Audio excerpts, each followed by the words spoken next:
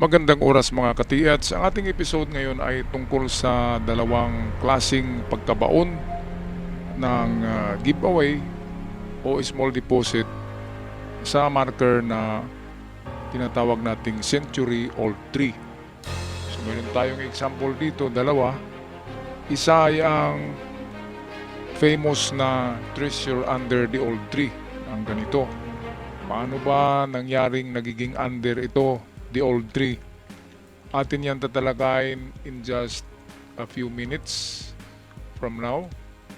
Ito naman, bakit dumidistansya ang pagkabaon at paano malaman na ito yung direksyon na inyong huhukayin at anong sign meron sa ibabaw nito. Okay, so bago tayo magpatuloy, shout out sa lahat ng ating mga ka-TH at sa mga bago pa lamang sa channel, huwag kalimutan mag-subscribe. Click kaagad ang subscribers button, baka makalimutan nyo. At palagi kayong updated, palagi kayong notified kapag meron tayong mga bagong uploads. Guide to treasure hunting sa mga bago lamang. At sa aking mga matagal na subscribers, supporters at followers, ay maraming salamat sa lahat. Okay, so ito yung upload ko sa aking The Golden Boy. Dahil ang Golden Boy ay mga current events na yun, ay unti-unti kong nilipat dito sa ating Surigao Sun channel. So, ito. Bakit nga ba dumidistansya ang pagkabaon nito sa marker na kahoy? At ano ba karamihan ang distansya ng item na binaon gamit ang marker na kahoy? Oh, by the way, ang mga kahoy na ginagawang marker, karamihan yan ay mga kahoy na matagal mamatay na klaseng kahoy. Halimbawa, tuog tree, ginagamit nila yan. Kailangan talaga nasa 80 anyos mahigit to 100,000, make that 100 years old ang edad ng kahoy. So, kailangan 80 plus to 100 ang estimated na edad ng kahoy bago natin sabihin na mayroong nakabaon. Kung yan ay 70 years old pa, hindi yan kandidato.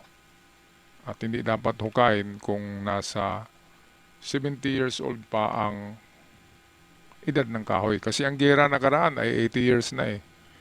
Kung nagbaon sila noon na isinabay nila ang pagtanim ng kahoy sa ibabaw ng kanilang hinukay or tunnel, ibig sabihin, ang edad ng kahoy ngayon ay nasa 81 o 82 anyos na.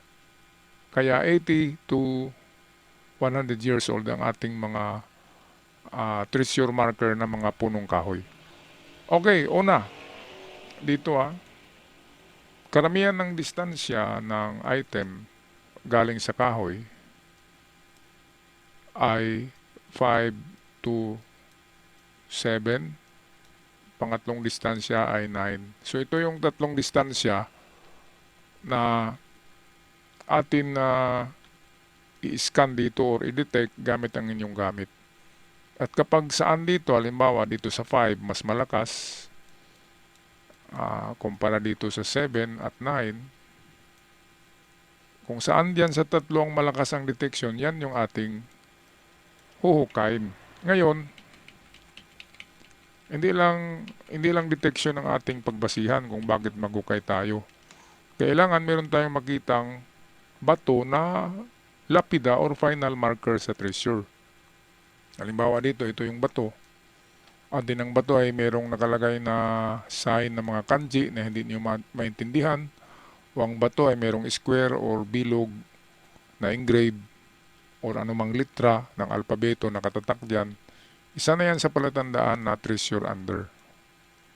So kapag mga giveaway ay nasa pinakamababaw 2 to 4 meters, ito yung mga lalim ng giveaway o small deposit, mga ka-TH. Okay, so karamihan ng direksyon nito ay northeast tsaka east. So kung tatayo ka dito sa puno, kahit wala kang kumpas, tingnan mo lang kung nasaan yung east.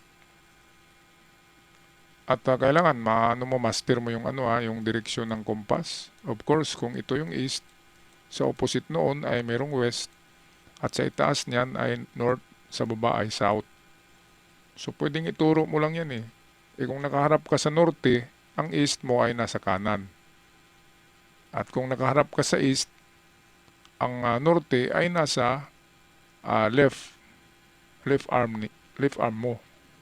Okay? Kaya ang northeast, yan yung nakaharap ka sa sun, sa araw, and then yung kaliwang kamay mo ay nakaturo sa norte. So kalahati niyan ay northeast. Ito yung kalahati, northeast. So ang pagbaon ng hapon, karamihan sa kahoy ay nakadireksyon yan sa northeast at east. Minsan ay southeast. Pero karamihan ay northeast at east. Pero meron ding southeast. Palaging nandyan ang east. Kasi ang east ang ginagamit nila na marker.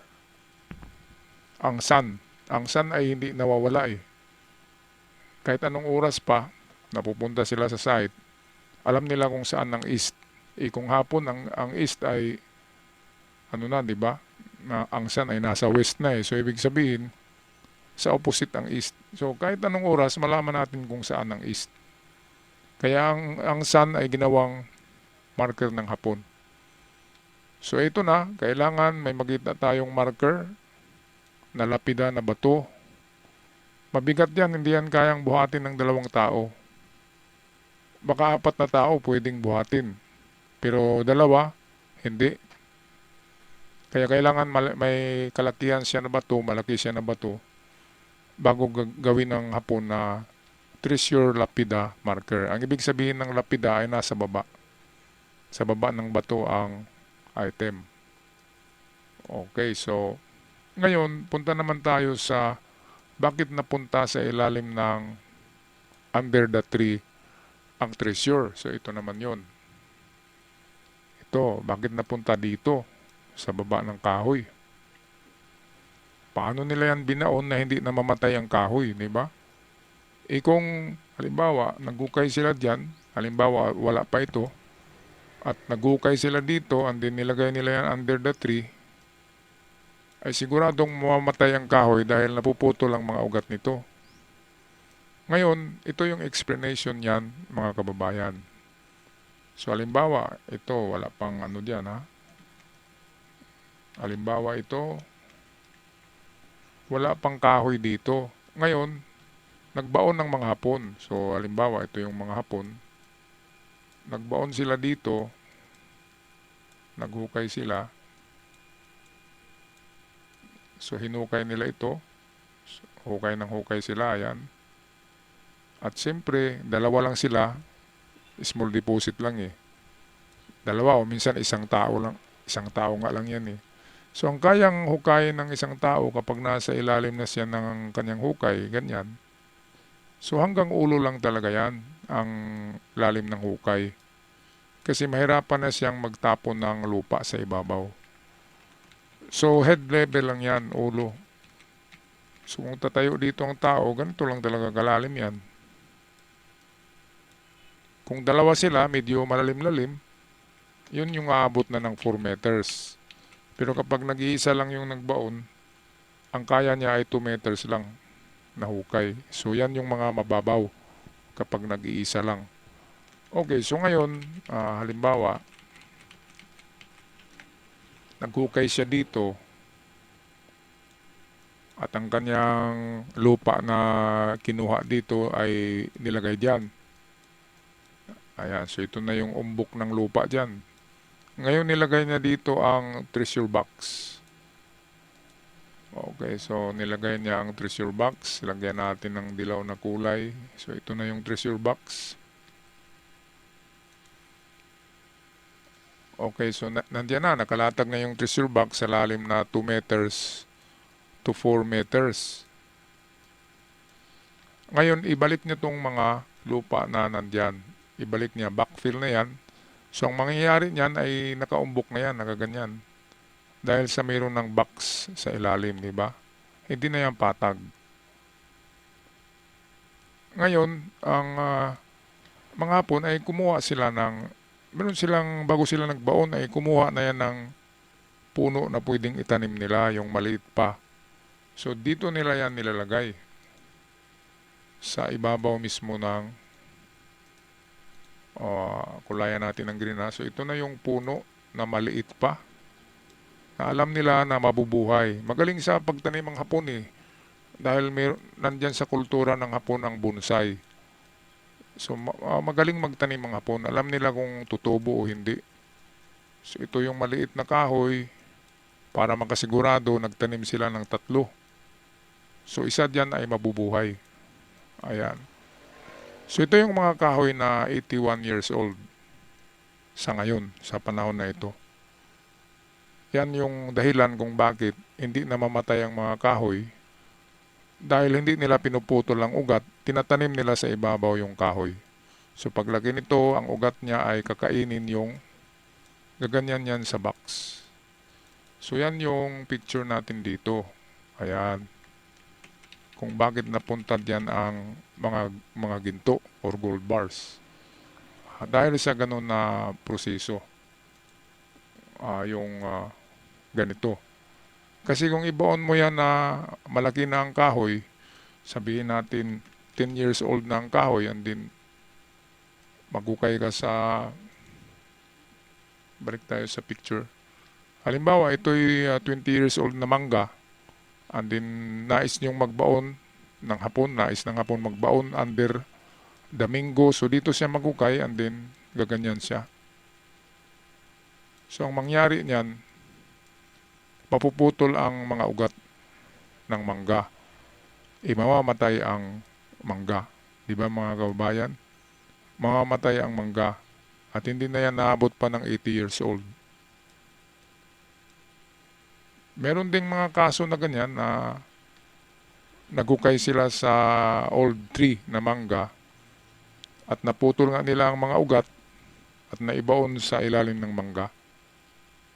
Kaya ang mga, sa ganung kaso, ang mga kahoy na yun, na century-old tree, ay patay na ngayon. Yun ay dead-old tree, lata na, dahil naputol nila ang mga ugat.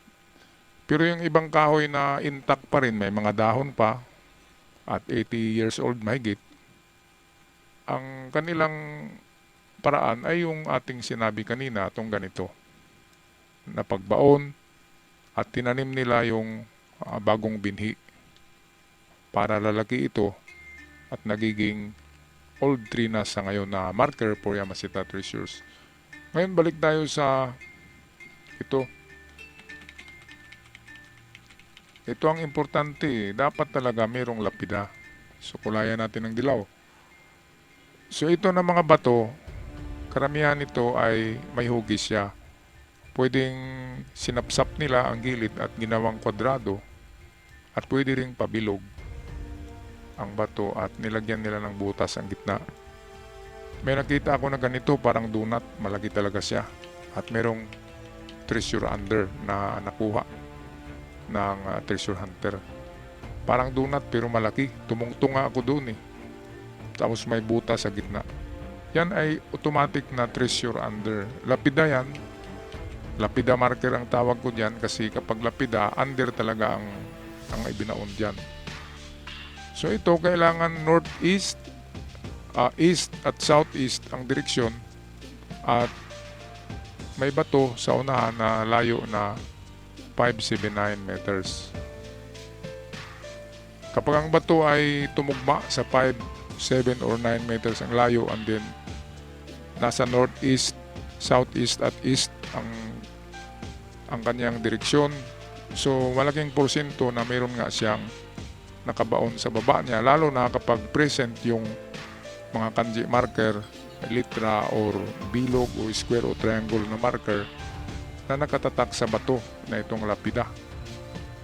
Mga kababayan, malaking porsyento, 90% na mayroong item na nakabaon. Alright, yan lang ang ating episode sa ngayon, ang ating basics kung bakit mayroong mga treasure under at treasure near the tree, mga ka-TH. Okay, ako magpaalam na. Maraming salamat sa lahat ng aking mga followers noon pa man hanggang ngayon, at sa mga bago pa lamang nakabisita sa channel, Maraming salamat din sa pag-subscribe. Hanggang sa muli, good luck sa inyong paghuhukay.